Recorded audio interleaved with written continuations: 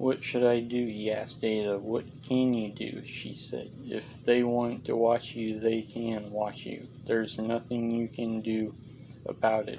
You're in their power." She was right. He knew. Who was he going to complain to? Markov. Markov had given him 3 alternatives: be part of the team, be locked up, or end up dead. Maybe Markov had his cake and eaten it too. Maybe he was both part of the team and locked up at the same time. The floating compound made a good prison, and it was a better alternative than being dead.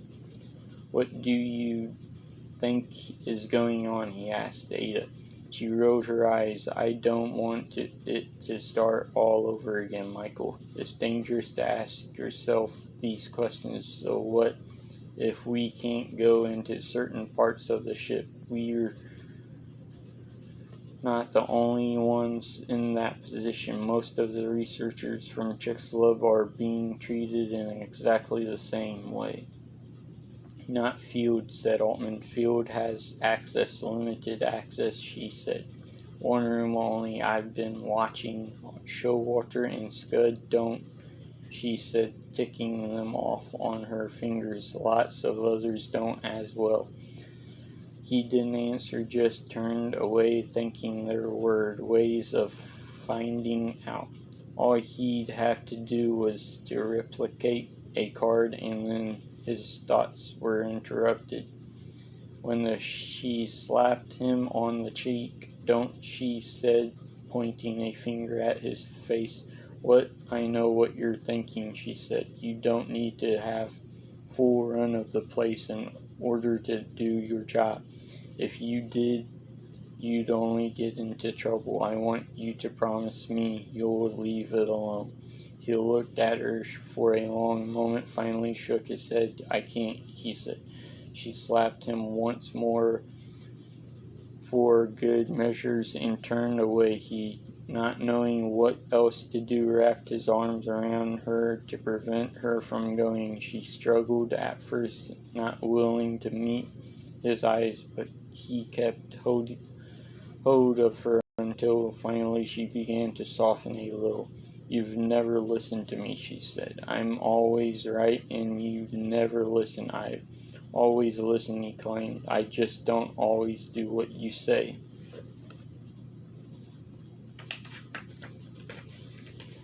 Finally she met his eyes. "Damn it, Michael. Promise me you'll be careful this time," she said. "Be discreet.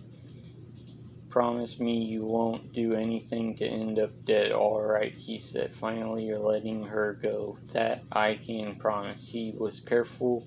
He learned more about the floating compound, talking to some of the mechanics and engineers.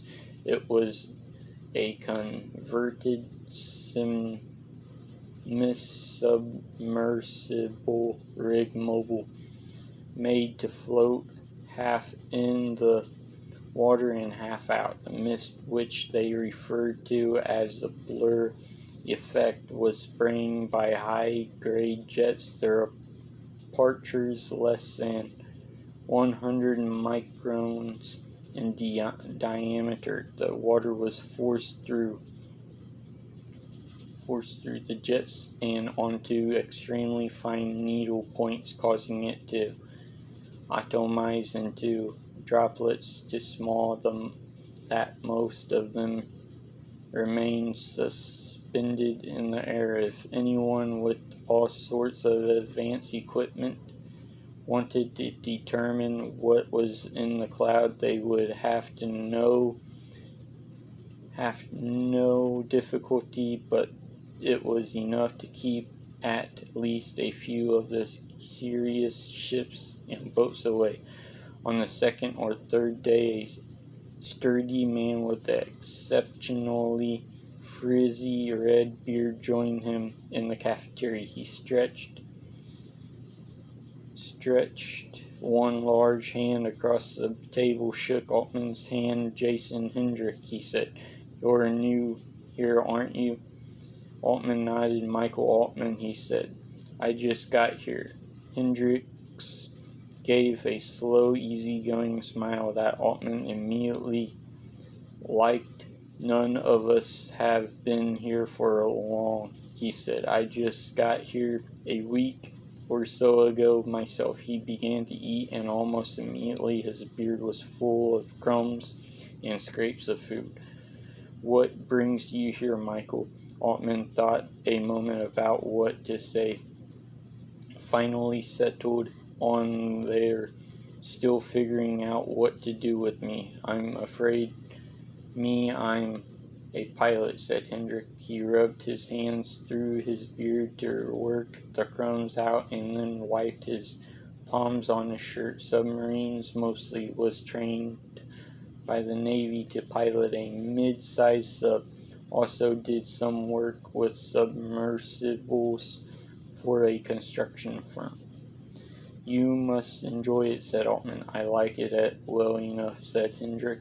Also spent some time in a small one-man affair working for treasure hunters in the Caribbean. Had to reconsider that line of work when I realized the treasure they had me looking for was a sunken boat full of heroin. Probably a good decision, said Altman. Probably, said Hendrick, his eyes crinkling up warmingly as he smiled. Though maybe if I'd stuck with it, I'd be rich by now. Either that or very, very high. You think I'm going to have the same ethical dilemma with this job?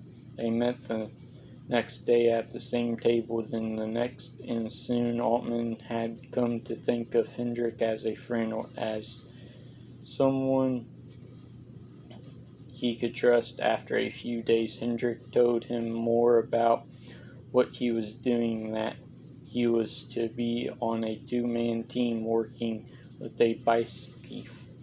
He'd had little enough experience with a base skiff, but wasn't worried. There was still plenty of time before they arrived. I am slated to pilot with some deep-sea explorer guy named Edgar Morspy.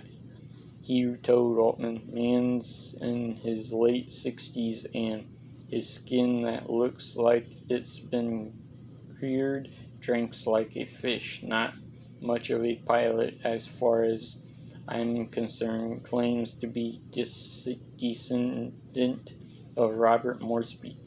Who? Asked Altman. Hendrick shrugged. Don't ask me, he said. Some Brit hydrographer and naval officer. He brings it up any chance he gets. Moresby had no interest in going out with Hendrick's practice runs, claiming he could pilot a base skiff drunk and in his sleep, and I often have, he had told Hendrick. No better way of getting the job done, if you ask me, but as long as he had the choice, he preferred to do his drinking in a privacy of his own berth. That leaves me in a dilemma, said Hendrick. I can't go out alone. What if something goes wrong? Altman waited for a few moments so as not to appear too eager before answering. I'll go with you, he said, trying to sound casual. Would you? Said Hendrick, and gave Altman a warm smile. That'd be a big help. He fully expected Markov to find out and put a stop to it, but either news hadn't gotten back to him, or he didn't care that Altman was going out in the base skiff. He didn't learn much new from either of the base skiff or Hendrick, but he was at least keeping busy. Plus, Altman quickly found that he had an aptitude for piloting. He knew instinctively how much to flex the controls to get the base skiff to perform how he wanted it to. When asked to drive a certain depth or rise to a certain level, he could let in just enough water or release by fuel just enough pellets to do it smoothly and preciously. He found it curiously satisfying and gratefully in a way that geophysics never had been. "You should be piloting instead of me," said Hendrik one day. "Yeah, right," said Altman. "I don't think Markov would ever agree to it." But surprisingly enough, when Hendrik asked Markov, he did agree. "It'd be good to have a backup pilot," Markov claimed, "in case anything went wrong." But that was not to say that Altman was off the hook for his other tasks.